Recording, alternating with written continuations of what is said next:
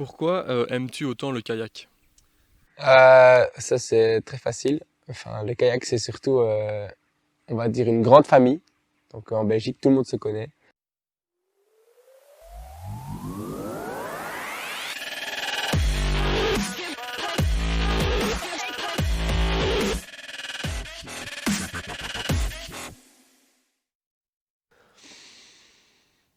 Bonjour à tous et bienvenue sur ma chaîne YouTube Studio Strail. Aujourd'hui on se retrouve pour une nouvelle interview. Je sais que ça fait quelques temps qu'il n'y a pas eu de nouvelles, mais c'est l'occasion aujourd'hui de se retrouver pour une nouvelle interview. J'interviewe aujourd'hui un sportif belge, il a 23 ans, il fait du kayak de descente. Il représente fièrement notre pays car il est champion du monde U23 par équipe, de descente bien sûr. Aujourd'hui j'interviewe Samuel Pipe. C'est parti.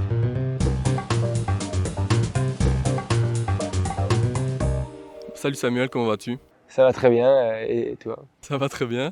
Pour toutes les personnes qui ne te connaîtraient pas, est-ce que tu peux te présenter en quelques mots? Donc, moi, c'est Samuel Pipe. J'ai 23 ans. Je suis belge, originaire de Anvers, mais j'habite à Wallonie depuis que j'ai 2 ans, donc wallon de cœur. Sinon, je fais du kayak de descente en compétition. Je suis dans l'équipe nationale belge. Et voilà. Ok. Pour toutes les personnes qui ne connaîtraient pas le kayak de descente, est-ce que tu peux expliquer ce que c'est? Donc, le kayak de descente, c'est une discipline qui se pratique sur un cours d'eau assez mouvementé. Donc, avec un kayak qui fait environ 4,50 m, voire 5 mètres de long, et qui doit avoir une largeur minimale de 60 cm à un endroit. Donc, c'est pour ça qu'ici, je ne sais pas si on va le voir, mais il a une pointe arrière plus large que la pointe avant. Donc c'est un kayak qui est fait pour aller le plus vite possible, très instable. Donc ça se pratique sur des rivières mouvementées d'un point A à un point B. Et le but c'est d'aller plus vite, quoi, de prendre les meilleurs passages et de se donner à fond tout le long. Et donc il y a plusieurs types de compétitions, c'est ça? Ouais, donc on a la classique qui est plus ou moins longue, 15 à 20 minutes.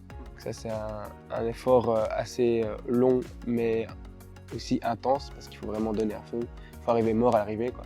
Sinon tu sais déjà que tu n'es pas dans le top 10. Et puis il y a le sprint qui ça c'est plus court, plus ou moins 1 minute, environ 400 mètres. Là ça se pratique sur la partie la plus difficile de la rivière, avec les plus grosses difficultés techniques. Et là, c'est vraiment une question de rapidité, technique et vraiment bon passage. Un bon passage est super important au sprint. Sinon, une vague peut déjà te faire perdre 5-10 places. Ok, oui. Et il y a également une partie avec en équipe, c'est ça? Suite au résultat de la course individuelle, il y a une équipe qui est formée. Donc les 3 meilleurs résultats de chaque nation participent à la course par équipe. Et donc le but est que l'équipe aille en un bloc du point A au point B à l'arrivée. Et il y a un maximum 10 secondes, la possibilité de 10 secondes entre le premier et le dernier de l'équipe. Sinon, l'équipe est disqualifiée. Et le but, c'est d'être vraiment groupé, soudé et d'essayer donc d'améliorer le temps du plus lent de l'équipe en lui donnant la vague, on appelle ça. C'est un peu comme lors des courses cyclistes, prendre l'aspiration. C'est un peu le même principe. Donc ça, c'est possible sur des rivières où il n'y a pas trop de vagues, mais dans les vagues, il faut toujours bien regarder, se suivre l'un derrière l'un l'autre, parce que les passages les plus rapides sont toujours au même endroit. Le premier les a déjà bien mémorisés, donc les autres suivent. Et souvent, une fois que la rivière devient un peu plus calme, là, on se met en V et on essaye de prendre les plus lents avec nous. Ok, parfait. Et sinon, au niveau de ton parcours, est-ce que tu peux revenir dessus? Oui, donc moi je fais déjà du kayak en compétition internationale depuis que j'ai 16 ans, donc ça fait bientôt 8 ans. Ouais, ça fait 7 ans du coup. J'ai déjà participé chaque année à des mondiaux et des championnats d'Europe. Mes résultats en junior le meilleur résultat en junior, c'est une 7e place au championnat du monde qui se déroulait à Atlanta à cette époque-là. Donc c'était vraiment une bonne expérience de partir en Amérique à 17-18 ans, donc c'était vraiment chouette. Ensuite, récemment, on a fait avec donc, mes deux coéquipiers, Léo et Kylian, qui sont aussi dans l'équipe nationale, championnat du monde en équipe, donc l'année passée. Ce qui a permis de décrocher donc, un statut de ESI, donc Espoir Sportif International, donc, cette année.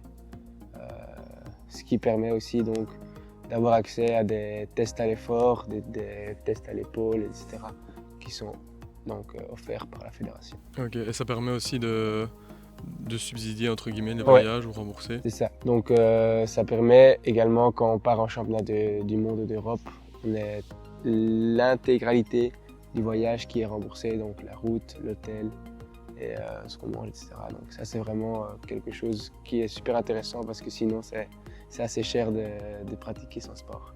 Ouais. Donc oui, on t'en parle justement, c'est assez cher de pratiquer ce sport. Comment tu fais pour Ok. Ouais, donc mon kayak c'est un bateau club. J'ai la chance d'appartenir à un club qui fait partie de la FFC et qui est parrainé, on va dire, par l'ADEPS. Et l'ADEPS autorise les membres du club à utiliser les bateaux qu'eux fournissent. On a bien sûr le droit un peu de personnaliser son bateau. Et dès qu'on dit ok, je vais pagayer sur ce bateau toute l'année ou pendant le temps qu'on est au club, ça reste un peu son bateau, on va dire. Personne d'autre l'utilisera, quoi. Ok, parfait. Tu es également coaché par Maxime Richard, donc quelqu'un d'assez connu dans le kayak. Comment tu vis cette relation? Donc ouais, Maxime Richard, c'est quelqu'un que je côtoie depuis déjà une dizaine d'années. Je le voyais quand j'étais petit aux compétitions en Belgique, etc. Ensuite, quand j'ai commencé à un peu grandir, il est devenu mon concurrent.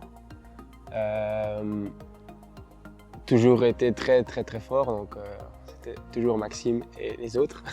Et maintenant, le fait qu'il soit devenu mon coach, je trouve ça un peu, on va dire, un honneur parce que je sais très bien qu'il connaît le milieu, ouais, il sait comment faire des programmes, il sait comment s'entraîner, comment préparer une échéance. Donc je pense que j'ai beaucoup à apprendre de lui. D'ailleurs, je sens déjà depuis cette année que mon progrès se fait vraiment de façon exponentielle. Je me sens beaucoup plus suivi. Donc ça, j'en avais un peu besoin, je pense.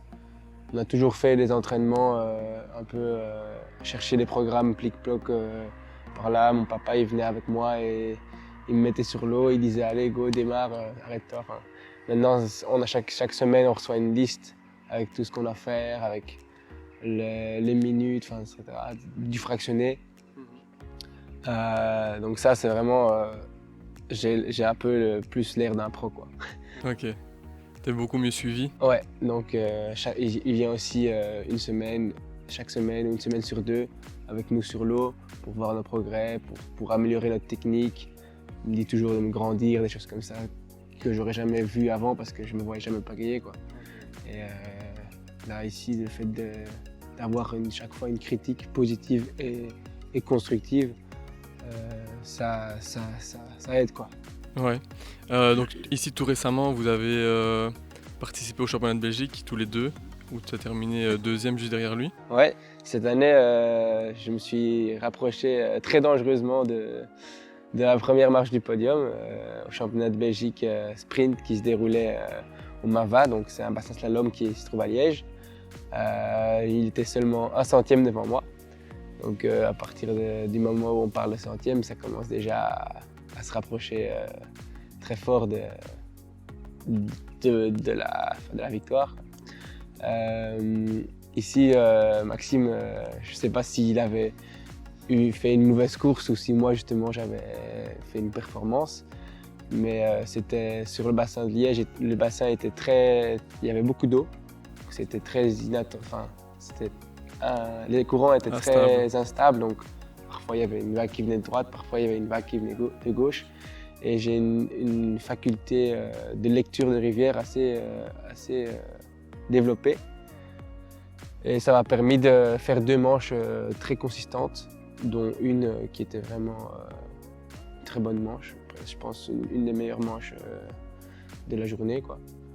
Après, Maxime est toujours plus costaud et plus puissant, donc il a réussi à aller chercher le centième de plus avec ses bras, quoi. Donc ça, c'est quelque chose. Le fait qu'il soit encore devant, c'est aussi une sorte de motivation pour le futur, quoi. On y est presque, mais pas encore, donc il faut continuer à s'entraîner.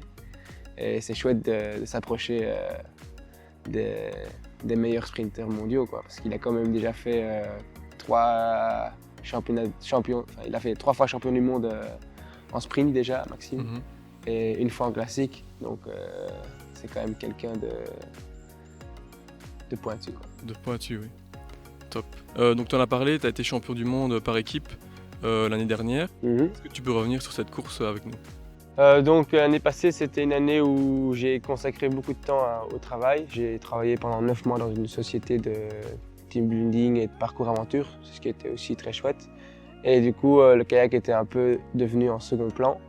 Donc j'ai quand même été sélectionné pour les mondiaux à Banja Luka en Bosnie, ce qui était super chouette. On était à 4 à y aller et déjà, donc c'est des équipes de 3. Donc il faut se sélectionner pour l'équipe. Donc la classique en elle-même est la référence. Donc ils prennent les 3 meilleurs belges sur la classique. Et ceux-là donc, font la course par équipe. Heureusement, j'étais 3e belge. Donc j'ai pu participer à la course par équipe. Et ensuite, on a fait la course à 3 et je me suis un peu fait tirer par mes camarades qui étaient eux très en forme. D'ailleurs, Kylian a gagné en junior et Léo a fait 2e en U23. Donc c'était 2 mecs qui étaient vraiment chauds. Et grâce à ça, on a réussi à battre les Allemands qui étaient 2e et les Italiens qui étaient 3e. Donc on était 3 secondes devant les Allemands. C'est pas énorme, mais c'est suffisant. Donc ouais, c'était une expérience assez inattendue parce que de base j'étais là pour juste faire un championnat de plus pour un peu l'expérience, quoi. Et ça s'est transformé en une victoire. En individuel, j'avais été 6e, ce qui est aussi une bonne performance par rapport à mon entraînement, je dirais. Donc là maintenant, cette année, les espérances sont de faire un top 3 ou même champion d'Europe ici en novembre. Donc, voilà. Ok. Les championnats du monde, c'est toutes les années, tous les 2 ans? Donc je fais deux courses différentes, donc les seniors et les U23, parce que je suis encore U23. Donc senior, ça veut dire que c'est de 19 à 35 ans. C'est une très grande catégorie d'âge. Et les U23, c'est donc de 19 à 23 ans. Quand on est en dessous de 23 ans, on peut faire les deux. Du coup, moi, chaque année, je fais un championnat du monde senior et un championnat d'Europe U23 ou inversement. Donc chaque année, ça change. Donc c'est mondial, U23, enfin mondial, Europe, mondial, Europe, chaque année. Donc, et il y a aussi, bien sûr, chaque année, une Coupe du Monde et une Coupe d'Europe par rapport à... C'est toujours par manche, c'est ça? Oui, donc là, ça se dispute en 4 journées, donc 2 week-ends souvent.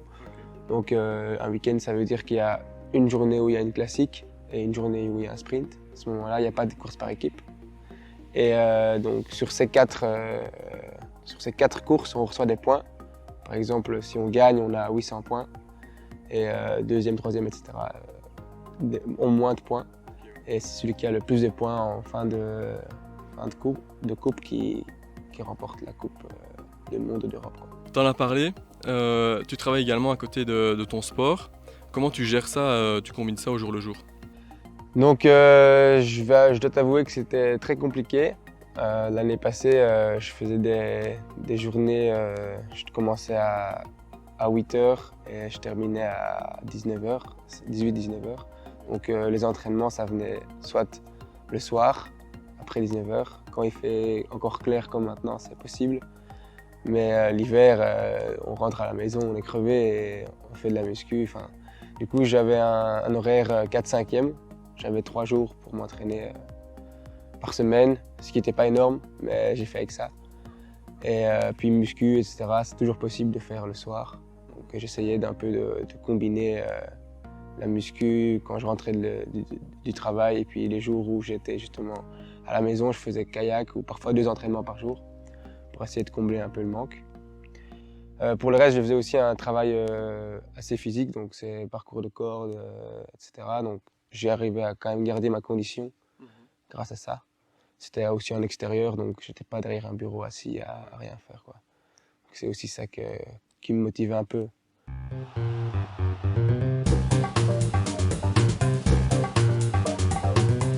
Donc passons maintenant à la deuxième partie, donc c'est encore des questions par rapport à toi et toi. Du coup, est-ce que tu as déjà un meilleur souvenir? Ah ouais, bien sûr, je vais dire l'année passée, hein. L'année passée, quand on est arrivé premier championnat du monde U23, cette sensation de bonheur, c'est pas seulement sur les lèvres, c'est aussi ici, le cœur commence à battre et c'est... Ouais. Puis après, se trouver sur le podium devant toutes ces nations qui sont quand même très très présentes dans le kayak. Je parle de l'Allemagne, je parle de l'Italie. Ce sont des nations la France, qui dominent vraiment le milieu du kayak. Le fait que la petite Belgique, avec ses 100 participants à chaque compétition, arrive à aller chercher cette première place, c'est quand même une preuve on commence à avoir une bonne petite génération chez nous, quoi. Donc ça, c'est Une fierté? une fierté, ouais. Ok. Est-ce qu'à l'inverse, tu as un pire souvenir ou une plus grosse déception? Je suis quelqu'un qui oublie très vite, on va dire, mes déceptions. Je transforme très vite ces déceptions en côté positif, quoi. Mais je dois avouer que ça fait déjà quelques années que je me rends avant l'année passée, que je me rends à une compétition internationale en étant fin prêt. En Belgique, j'étais le meilleur de ma catégorie et je battais vraiment tout le monde. Et arrivé au championnat, 2 semaines après, je commençais à stresser 1 jour ou 2 jours à l'avance. Et ça m'a fait perdre vraiment tous mes moyens, déjà plusieurs fois. Donc ça se joue au niveau de la tête. Et il faut donc arriver à l'arrivée et se faire battre par 2 de ses coéquipiers qui combattent tous les ans à chaque course en Belgique. C'est un peu une déception. D'un autre côté, on est bien sûr content pour les autres. Mais la première pensée, c'est putain, qu'est-ce que j'ai fait, quoi. Et, je suis aussi une fois déjà tombé dans l'eau lors d'une course de sélection nationale qui se déroulait en Allemagne. Donc chaque année, on va faire 2 courses en Allemagne, la Fulda et Montjoie. C'est 2 courses aussi qui sont sélectives en Allemagne. Donc tous les meilleurs Allemands sont là. Et on peut dire que quand tu es dans le top 3 allemand, tu es aussi dans le top 10 mondial, quoi. Donc ça veut dire que c'est vraiment une course où on peut se mesurer. Et je faisais une course de malade, j'allais à fond. Et je rattrapais même Léo Montulet, qui à cette époque-là était encore un peu plus modeste niveau physique, etc. Maintenant, il a commencé vraiment à tout donner. Et je pense que si j'étais pas tombé dans l'eau, j'aurais fait 2e, 3e. Et le fait d'être tombé dans l'eau, c'est fini, quoi. Tu débarques, tu rembarques, t'es dans les derniers, quoi. Donc arrivé après cette course-là, j'ai débarqué et j'ai commencé à pleurer parce que je suis pas quelqu'un de sensible, mais là, cette fois-là, c'était un peu de trop. Et ouais, c'était vraiment une déception de soi-même parce que c'était en dépassant quelqu'un, je me suis dit ça va passer. Mes pagaies restaient accrochées dans des branches, j'avais plus de pagaies, je suis tombé dans l'eau et normalement j'esquimote toujours, mais sans pagaie c'est un peu compliqué. Et esquimoter ça veut dire que si tu tombes dans l'eau tu peux te remettre droit. Donc c'est quelque chose qu'aussi on apprend dès qu'on va faire de l'eau vive, il faut savoir esquimoter, sinon c'est vraiment... Si on lâche son bateau dans l'eau vive, c'est bon, il revient cassé en 2 ou avec des gros dégâts. Parce que c'est quand même du carbone, donc c'est assez fragile.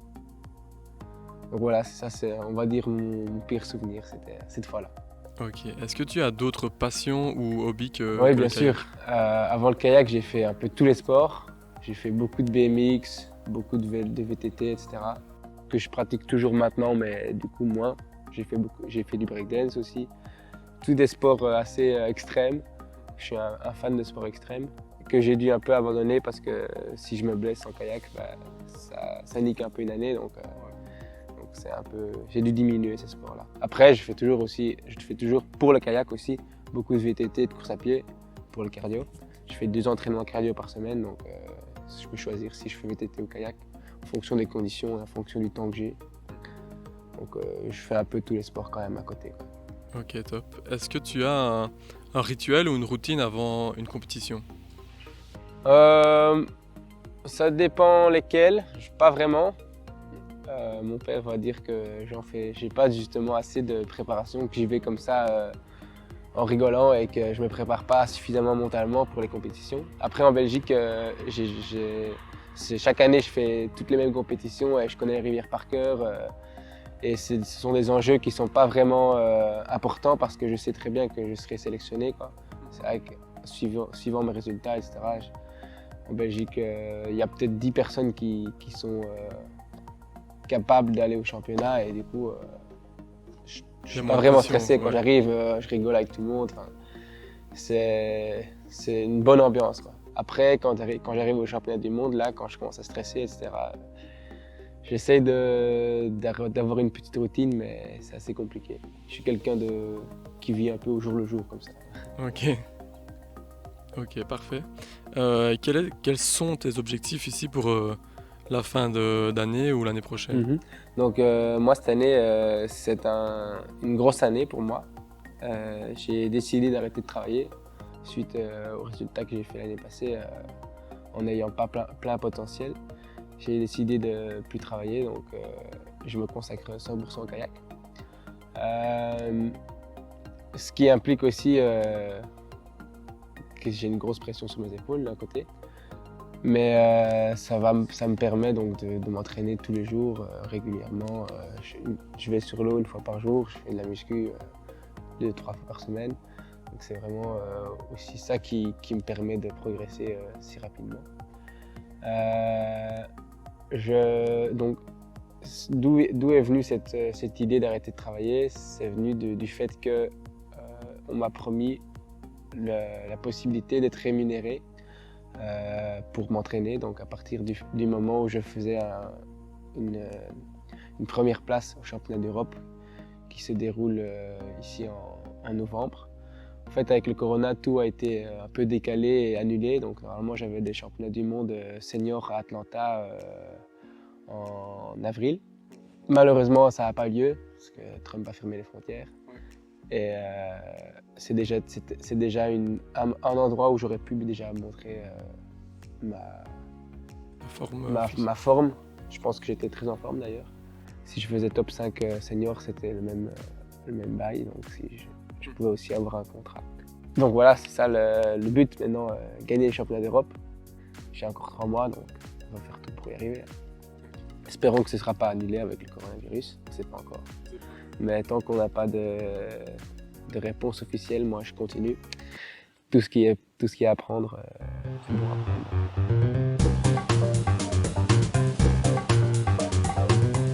Passons maintenant à la suite, donc c'est les questions des internautes et des supporters. J'ai sondé ma communauté et la tienne et ils m'ont posé des questions, je vais te les lire.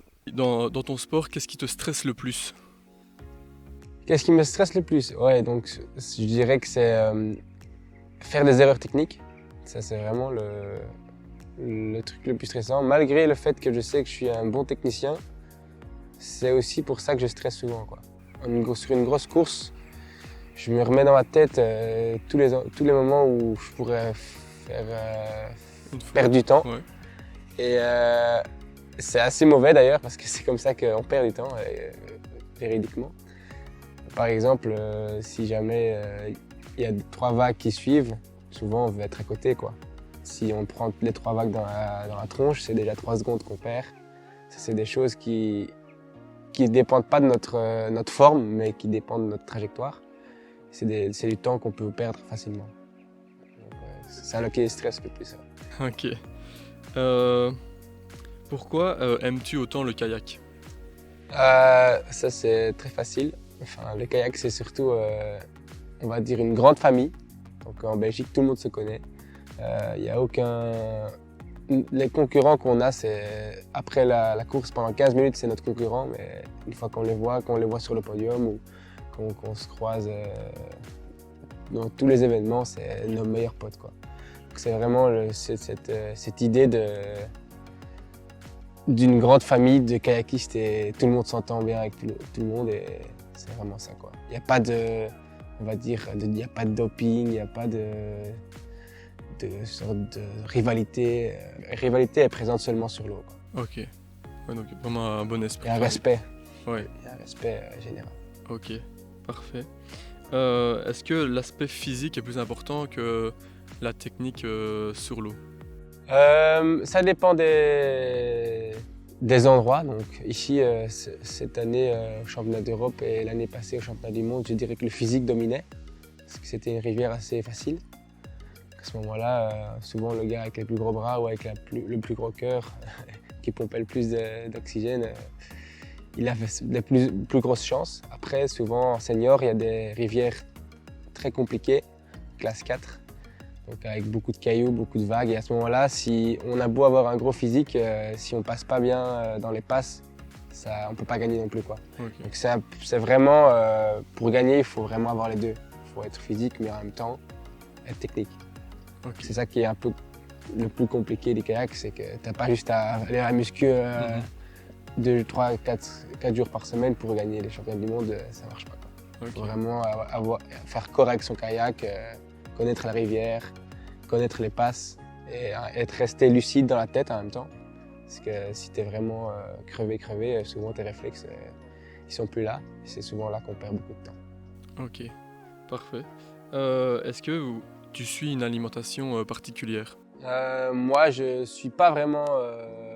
J'ai pas de coach nutritionniste, mais mes parents ont toujours cuisiné très sain, avec beaucoup de légumes, avec du poulet, etc. Donc, je fais quand même attention. Donc, quand je m'entraîne, après l'entraînement, je mange des choses saines, je prends des protéines, etc. Enfin, je prends jamais de protéines en poudre ni rien. Donc, complément alimentaire, jusqu'à maintenant, j'ai encore jamais pris.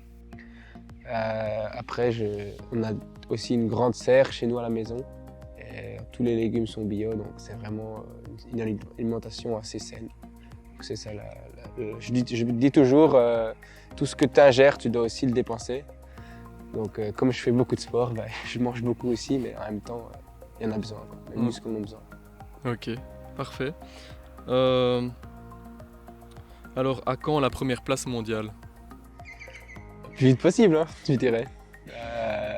Pas cette année parce que du coup les mondiaux sont annulés. On espère l'année prochaine. Ça va être compliqué, mais il faut faire tout pour, hein. Ouais. On te le souhaite. Et la dernière question, c'est est-ce que tu stresses avant une compétition importante? Ouais, donc les compétitions, en général, je stresse jamais. J'arrive toujours baba cool. Après, quand c'est un mondial ou un championnat d'Europe, là, toute mon année est basée sur une préparation pour une journée ou 2 jours. Et à ce moment-là, c'est là que je commence à douter de moi-même, alors que j'ai une confiance en moi presque sans faille, jusqu'au moment où j'arrive un jour avant la course, ma tête, ça va plus trop bien.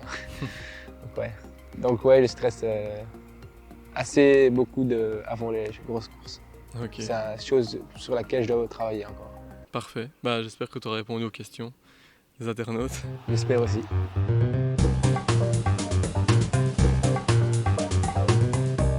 Passons maintenant à la dernière partie, donc c'est les questions courtes. Tu dois me répondre en quelques mots. Quelle est la première chose que tu fais le matin? Je me lève et puis je bois un verre de jus d'orange. Ok. Quel est le dernier film ou la dernière série que tu as regardé? Le dernier film que j'ai regardé, c'était... Je regarde pas souvent des films, je dois t'avouer. Ou une série ou... J'ai commencé Warrior Nun, la série. J'ai regardé déjà 2 épisodes, ça a l'air pas mal. Je vais continuer à regarder ça avec ma copine le soir. Ok. Parfait. Est-ce que tu as une musique que tu écoutes pour le moment? J'écoute toutes sortes de musique, dans tous les styles en fait. Donc je suis chez un peu une poubelle à musique. Dès que j'aime bien une musique, j'écoute En boucle. H24 quoi. Puis une fois que je l'ai trop entendu, c'est fini. Je dirais, je sais pas, je saurais pas te dire le nom, mais j'écoute un peu de rap. Ok, pas de souci. Donc, est-ce que tu as un plat préféré? Ouais, ça c'est clairement la lasagne. Ok, Une bonne vieille lasagne de maman, rien de tel que ça. ok, parfait. Est-ce que tu as un idole, pas spécialement dans le kayak, mais ça peut être dans le monde entier? J'ai pas vraiment d'idole en particulier. Après, je pense que chaque sport a un peu allez, Sa référence? sa référence. Par exemple, si je devrais dire le ski, je partirais sur Candide Tovex. C'est un gars qui fait énormément de vidéos sur internet, etc. C'est vraiment un mec cool, quoi, je trouve. Après, je regarde aussi beaucoup de vidéos de VTT, de trial, etc. Donc, Fabio Wimmer aussi, c'est un autre gars assez connu.